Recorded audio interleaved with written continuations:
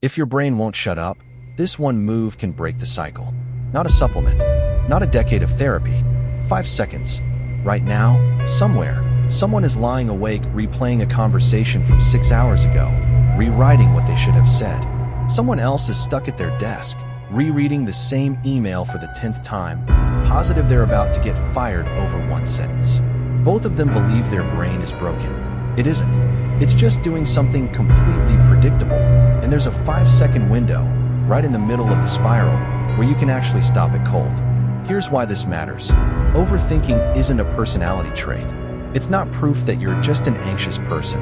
The Anxiety and Depression Association of America estimates that roughly 40 million adults in the US, about 1 in 5, live with an anxiety disorder. And for most of them, this exact spiral is the main symptom, not a side effect. And nearly every one of them has been given the same failed advice. Just stop thinking about it. Parents say it. Friends say it. Even well-meaning people say some version of it before they know any better. Here's the open loop. That advice doesn't just fail to help. Psychologists have known for decades that it actively makes the spiral worse. And once you understand why, you'll understand exactly why a 5-second move works when years of just relax never did. Stick around, because by the end, you'll have 2 versions of this trick. One for talking yourself into action, one for talking yourself down. And you'll know exactly which one to reach for and when. Let's start with the thing almost everyone tries first, telling themselves, stop thinking about it. In 1987, psychologist Daniel Wegner ran an experiment that's now famous in psychology. He gave participants one simple instruction. For the next 5 minutes, say your thoughts out loud. But do not think about a white bear. People failed constantly. Every time the bear popped into their head, they rang a bell to admit it, some more than once a minute, no matter how hard they tried to think about anything else. But here's the twist. When he later told that same group they could think about the bear all they wanted, they thought about it even more than a separate group who had never been told to suppress it in the first place. Trying not to think about something forces your brain to keep quietly checking whether you're still not thinking about it, which means some part of your mind has to hold on to the exact thought you're trying to erase, just to monitor it. That's the trap hiding inside the advice. Just stop overthinking was never gentle advice. It's an instruction that guarantees the opposite. So if suppressing the thought backfires, what actually works? Here's the part almost nobody tells you.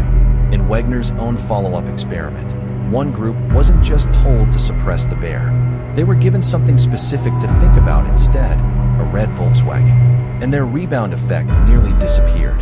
Not fighting the thought, replacing it, instantly, with something concrete. That's the real mechanism behind the 5-second trick. Both versions of it, coming up next. It was never about willpower. It's about handing your brain a specific, physical alternative before it has time to spiral. So there's nothing left to monitor and nothing left to suppress. Which is exactly why counting backward for 5 seconds works so well. It's not magic.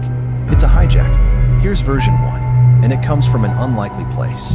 Before she became a best-selling author, Mel Robbins was unemployed, in debt, and struggling to get out of bed most mornings.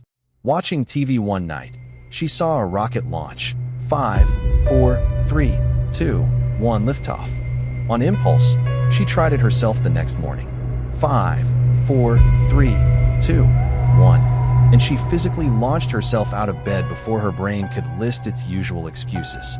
She called it the 5-second rule. The moment you feel the pull to act on something, send the text, raise your hand, get up, count backward from 5, and physically move the instant you hit 1. For overthinking specifically, here's how it works. The counting itself is the concrete replacement thought.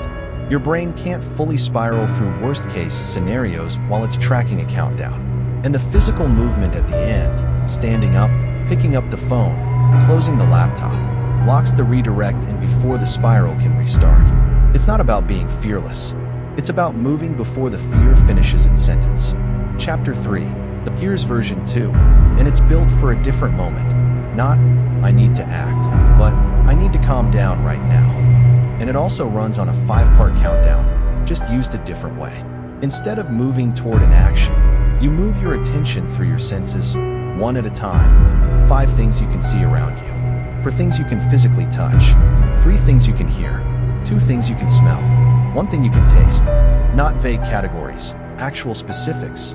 Not a chair, but the exact grain of the wood under your palm. Here's why it works. Racing, ruminating thoughts live largely in what neuroscientists call the brain's default mode network, the same system responsible for self-referential worry and replaying the past. Naming specific, real, sensory details forces a different part of your brain online, the part responsible for present moment attention, and the two systems struggle to run at full volume at the same time. You're not telling your brain to stop worrying. You're handing it a fuller, more immediate inbox on purpose. So the worry gets quietly pushed out of active memory. So which version do you actually reach for? If the spiral is about something you need to do, a hard conversation you're avoiding, a task sitting untouched, a decision you keep circling, use Mel Robbins' version. Count backward from 5. Then move your body toward the action before your brain finishes building its excuse. If the spiral is about something you can't act on right now, a worry about the future, a memory you can't change, a fear with no next step, use the grounding version instead. Count down through your senses until the present moment quietly outcompetes the spiral. Here's the actual lesson sitting underneath both tools. You were never supposed to win an argument against your own thoughts. You were only ever supposed to change the subject. Neither tool asks you to be stronger than your own mind. They just ask you to be 5 seconds faster than it. Every single time you failed to just stop overthinking, it was never a willpower problem. You were fighting a fight that was never winnable to begin with, instead of reaching for the 5-second redirect that always was. Your brain isn't broken. It's doing exactly what brains have always done, searching for a thought to hold on to, and grabbing whatever's loudest in the room. So the next time it won't shut up, don't argue with it. Don't beg it to be quiet. Just count backward from 5. And the moment you hit 1, give it something else to hold instead. That's the whole trick. 5 seconds, every time, for the rest of your life. Try it the next time your brain won't quiet down. See you in next video. Thank you.